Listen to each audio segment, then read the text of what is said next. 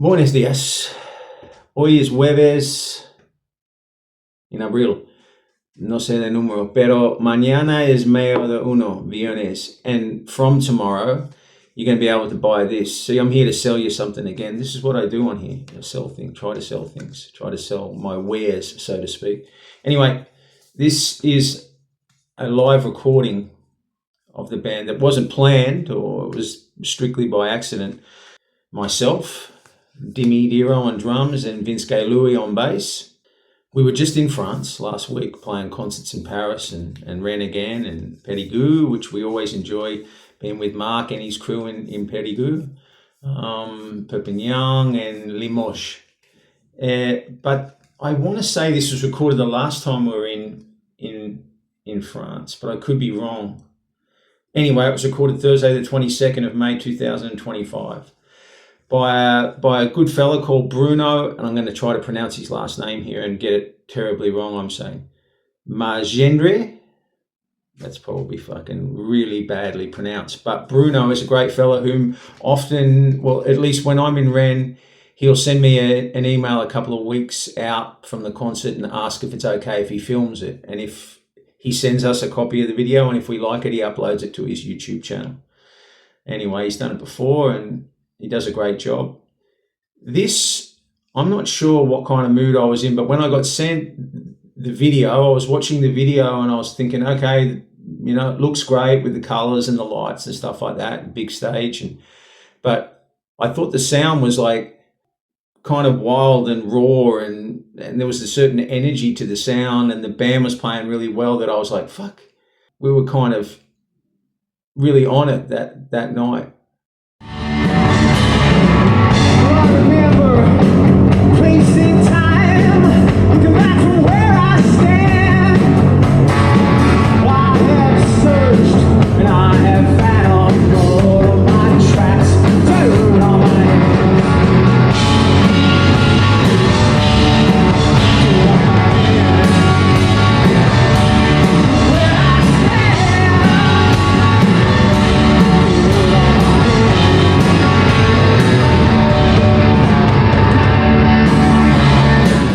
It got me to thinking about all those bootlegs that I bought when I was 16, 17, 18, 19, 20, or however old, off of people like my dear friend Frank Cotterill and from Time Warp Records in Sydney, or Red Eye. I had all the official recordings that I was kind of searching for other stuff, so I would buy rehearsals of the Stooges or the MC5 live things, or things like that, the Stones and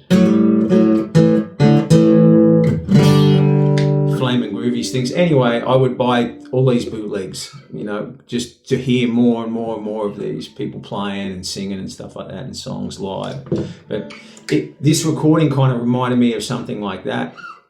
And I thought, fuck it, like, why don't we try and put it out? Like, it's at the same time, it'll rub you the right way and the wrong way, all inside of one song. But it's pretty wild and pretty raw.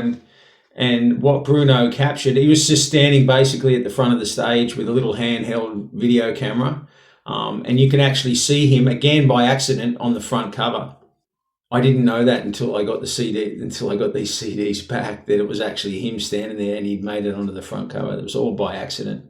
A friend of Dimi and Vince's, Esther, and I'm going to pronounce Esther's last name very wrong as well, but Hurot.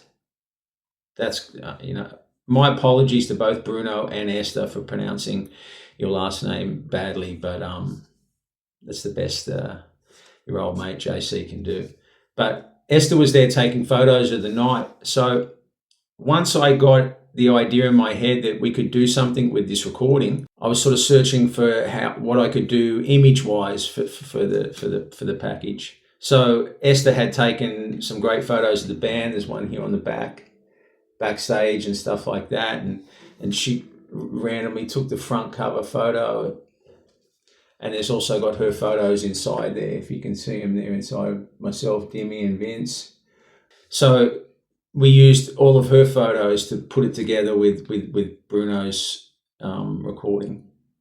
I sent it to my buddy Mike Mariconda. I sent it, a little portion of it to him to say, hey, do you think we can do something with this? Like, just so other ears could hear it. And I often bounce some things off of Mike, and he's mixed records for me before, and he's got a set of ears that I trust. And I was sort of thinking that he might send it back and go, nah, Johnny, it's too fucked up, or it's too, what are you going to do with this? But I think that me and Mike come from a similar kind of school of like, we're probably all into trying to get whatever Velvet Underground bootleg that we could get just to hear one strange fucking solo played differently live or something like that. I don't know. Those kind of things interest me. But I sent it to Mike, and he just wrote back the next day like, look, there's not much I can do with it, because what you basically have is a mono recording through a tiny little condenser mic on a video camera stand, and far too close to my guitar amps for starters. So you can, poor old Vince on the other side there, you can hear his bass, but what you're hearing is the guitar amps and Dimmy's big fucking paella dish cymbal that he uses as a ride cymbal. But nonetheless, it's interesting. Mike sort of said to me like, look, all I can hear, Johnny, is the band's playing really well, and there's a really great energy, So I was like, fuck it, master it. The other thing too is Mike sort of said to me, send me the places where you want to edit. And I thought to myself, I don't want to edit it at all. I just want like us walking on stage, playing for however long we play for, and then walking off stage. I don't want any edits. If there's quiet bits or whatever, or tuning or whatever the fuck's happens, I want it all there. I want it to be a live concert from start to finish with no edits. There's no mixing. We couldn't mix it because it was just one little, like I said, one little mono microphone recording the thing. There's no, Mike did a little bit of EQ just to try to bring the bass up a little bit, or whatever he did, you know what I mean? He works his magic a little bit, but there wasn't really much he could do, but he got it to sound better so we could manufacture it. But yeah, it's kind of a document of that night, hence why it's called One Night in Rennes in French. And I'm not going to try to speak French. I mean, I've lived in Spain now for 10 years and I can hardly fucking speak Spanish. So I'm already in deep water. I'm not going to dive in over my head. So it basically just is one night from when the band walks on stage to when the band walks off stage. There's no edits, there's no nothing. It just is what it is. And it's only on CD. Now, I know I'm regressing back to the days of the late 80s or mid to late 80s, 87, 88 CDs. I can't remember, but to try to put it on vinyl would have been crazily expensive for something like this, and it would have to been double vinyl and etc. Anyway, I'm not going to bore you with that shit. It's on CD only, so that we could fit the 55 or the hour or however long we played for. You could just fit it. This from start to finish, which makes me think when I bought my first ever CD. I'm trying to think. I know what it was, my first ever CD, because I know where I was too when I thought I have to go and get a CD now. Or I didn't have a CD player, I had a record player and a cassette player.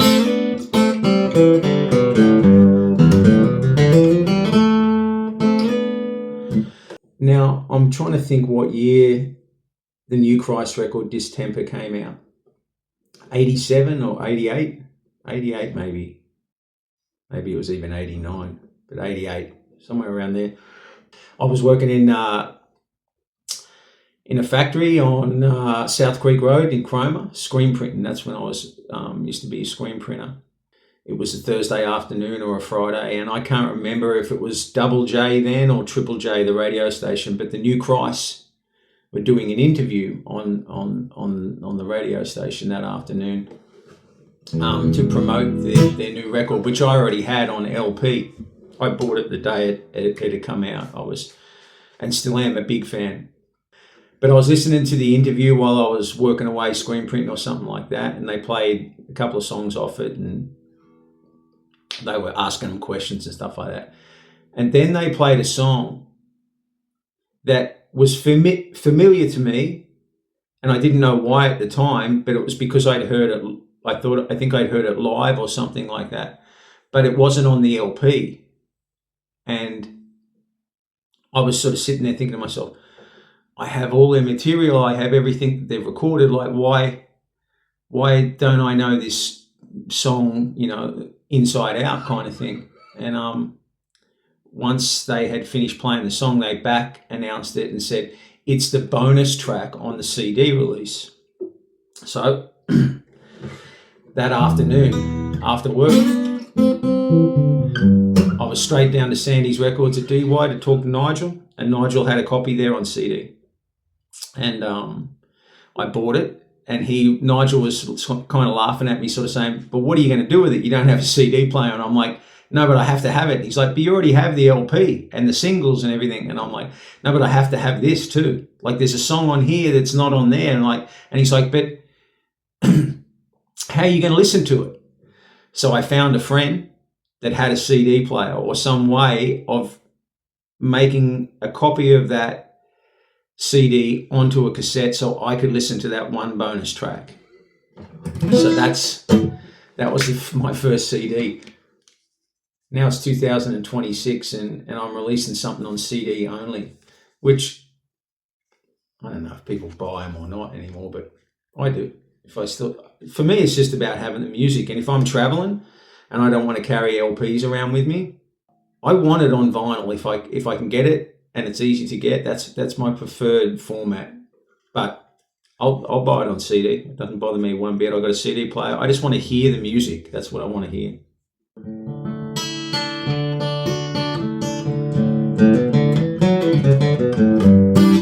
I'm rambling on again here, and all I'm trying to do is sell you a CD. I'm telling stories though too. About Bruno recording it on his video camera and Esther being there on the night and taking a bunch of photos. And who else have I mentioned in here? Our brother Steph, who drives us, almost anywhere we need to go in France and wherever else. And Seb from Beast Records, who organised the night. And again, Mike for being a great set of ears. And me and Mike always exchange a bunch of cool stories too.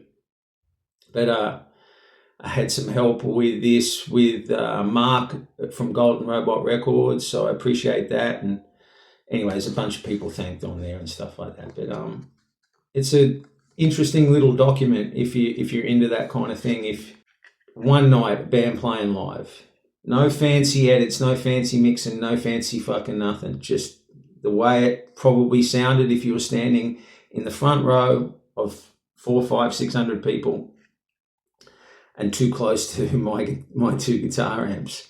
But there's an energy on there that's pretty cool, and there's kind of loose spontaneity on there of a band to sort of with the eye contact with each other for changes and stuff like that. That I like that stuff. But I'm a sucker for things like that. But so tomorrow you can buy it. Well, tomorrow could be, if you're watching this video in 5 days' time, it means 4 days backwards. But Friday, the 1st of May, at the Johnny Casino Bandcamp thingo, and you're supporting real independent artists, I guess. And on Friday, tomorrow, the bands get all the loot. So if you are thinking of buying some music and you do it on Bandcamp, if you do it tomorrow, then Bandcamp doesn't get any fees. The band gets all the money. I thought to play you, seeing as we were talking about CDs, and back then in the 90s there was, vinyl had gone out, so it was CD only, kind of like this is in 2026, but mainly because there's no fucking way I was putting the money in or finding complete fools to put enough money into a double LP of a live thing, which is just a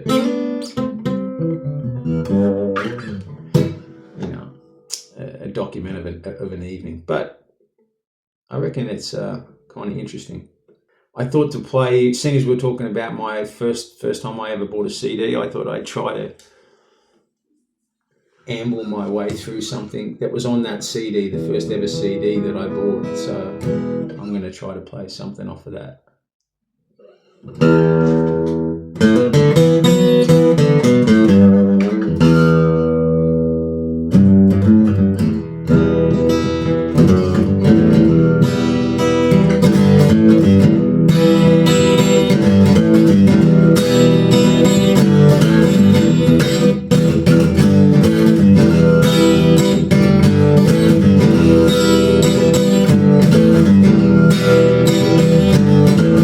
It's a cold war, and on a holy night, I can't be the only one around you. Little witness is mine. You want the world. My girl, I never stop hating you. No way on earth, I said no way on earth, there's no way on earth, no way on this earth.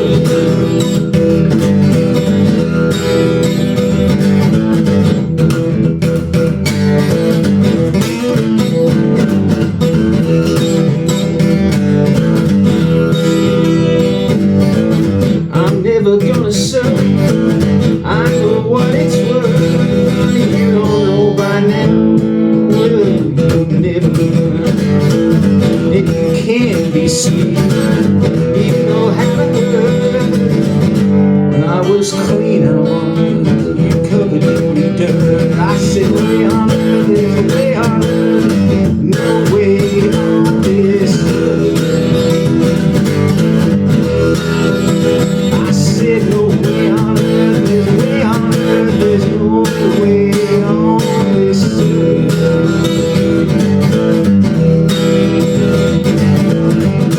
I never stop hating you, no way on this earth. I never stop hating you, but there's no way on this earth.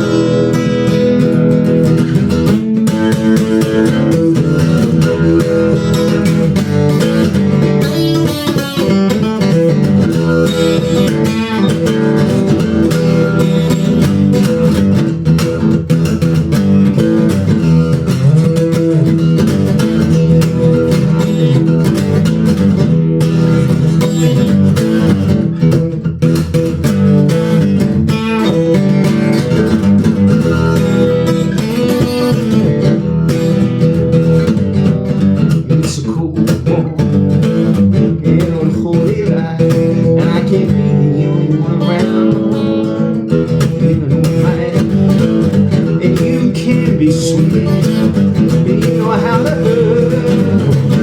When I was clean, I was. You covered me with dirt. I said, no way on earth, there's no way on earth, no way on this earth. I said, way on earth, there's no way on this earth.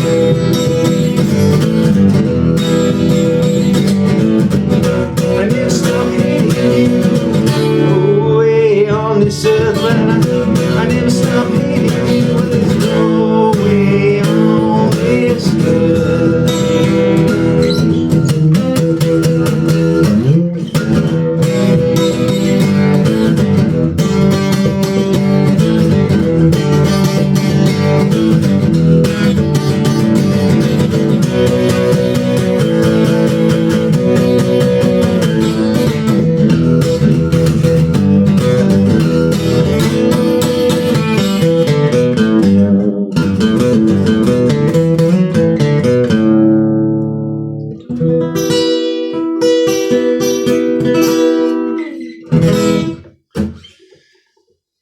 Apologies to Jim, Nick, Charlie, and Rob if that was terrible, but it is what it is. Again, live, but this time in Palencia on a Thursday morning. Trying to make a video to flog you a CD of myself, Dimmy, and Vince playing live in Rennes. Enjoy your weekend and grab this. Tomorrow especially. Yeah. Look how handsome those guys are on the back there. You can even see the If I hold it, no, it'll be too fuzzy. Anyway, grab it. It's good. Take care.